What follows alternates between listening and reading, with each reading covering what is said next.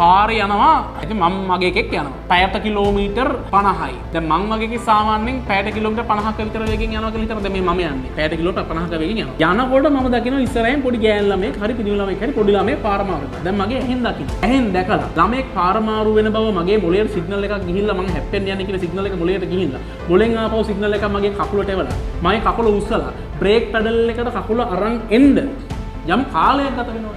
ඒ කාලේ අපි කියන ප්‍රතික්‍රියා කාලය රියැක්ෂන් ටයිම්. ඒ ප්‍රතික්‍රියා කාලේ මිනිස්සෙගේ ඇවරේජ් එකක් ගත්තොත් එimhe තප්පර එකක් විතර. ඒ කියන්නේ ඇහෙන් දැකලා බාධකය මට අනුතුරක් වෙන්න යන්නේ කියන එක තේරුම් අරගෙන මොළයට සිග්නල් එකක් ගිහලා මොළෙන් ආපිට සිග්නල් එකක් ගිහලා කකුල උස්සලා පැඩල් එකට අරන් එන තප්පර එකක් සාමාන්‍ය මිනිස්සුන්ට යනවා. පැයට කිලෝමීටර් 50ක විතර ස්පීඩ් එක යන එකේ. හරි පැයක් කියලා කියන්නේ තප්පර 3600ක්. තප්පර 3600කට ඌ යනවා කිලෝමීටර් 50ක්. කිලෝමීටර් 50ක් කියලා කියන්නේ බං මීටර් 50000ක්. ඒතර තප්පර එකකට කොච්චර මීටර ගානක් යනවද කියලා බලුවොත් ආසන්න වශයෙන් 13ක් විතර 13කට වැඩි මිසක් අඩු නෑ. මීටර 13ක් විතර යනවා. ඒ කියන්නේ මේ රියැක්ෂන් ටයිම් එක ඇතුළේ විතරක් ඔබ නොදැනුවත්ව වාහනේ මීටර 13ක් ගිහින්. ඒක ඔයාලට පාලනය කරන්න පුළුවන් එකක් නෙමෙයි. මේ රියැක්ෂන් ටයිම් එක තප්පර එකක් වෙනොත් ඔයා දන්නේ නැතුව මීටර 13ක් වාහනේ ගිහිල්ලා. ඒ තප්පර එකක් රියැක්ෂන් ටයිම් එක නා. ඔයා යන්නේ අරක්කු බීලා නම්, ඔයා යන්නේ ෆෝන් එක ඔබ නම්, ඔයා යන්නේ පාරයි ඉන්නේ කෙල්ලෙක් දිහා බල බල නම් යන්නේ පාරයි දිගේ. එහෙම වුණොත් මේ තප්පර එක තප්පර 3කට විතර වැඩි වෙන්නත් පුළුවන්. දැන් ඇවරේජ් එකක් ගත්තොත් එහෙම වෙන අවදානකින් ගියොත් සාමාන්‍යයෙන් මීටර 40ක් විතර දන්නේම නැතුව වාහනේ නවතින වාහනයට ඕනත.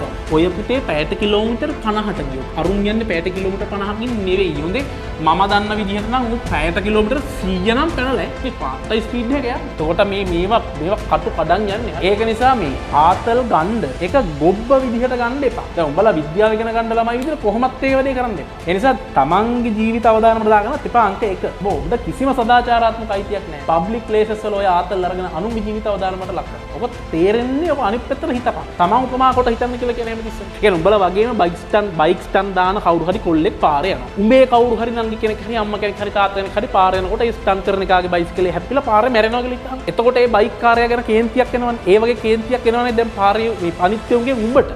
එහෙම තමයි හිතෙන්නේ ඔයා ගැන. ඔබට ඒ ගැන හිතෙන්නේ යම්සියද ඔවුන්ට ඔබ ගැන හිතෙන්නේ ඒ සේම තමයි. ඒක නිසා ආතල් ගන්න මේක දත් තියෙන කාලේ මස් කන් දවුලක් නෑ. හැබැයි ඒක කොච්චර දුරට සදාචාරයට එකඟද, එතිකල්ද වැඩි, කොච්චර දුරට නීතියට එකඟයිද කියලා බලලා ගන්න ආතල් එකක් ගන්න. ඔබට කිසිදු අයිතියක් නෑ අනික් මිනිස්සුන්ගේ ජීවිත අවදානමකට දාන්න. කාර්ය බහුල මේ වෙන ටෙන්ෂන් එකේ ඇවිදින පාරේ පිස්සු වගේ යන මිනිස්සු ඉන්නේ. අවසාන වශයෙන් කියන්නේ ආතල් ගන්න සදාචාරයට එකඟ නම්, නීතියට එකඟ නම් ඕන ආතල් එකක් ගන්න කිසි බාධාවක් නෑ.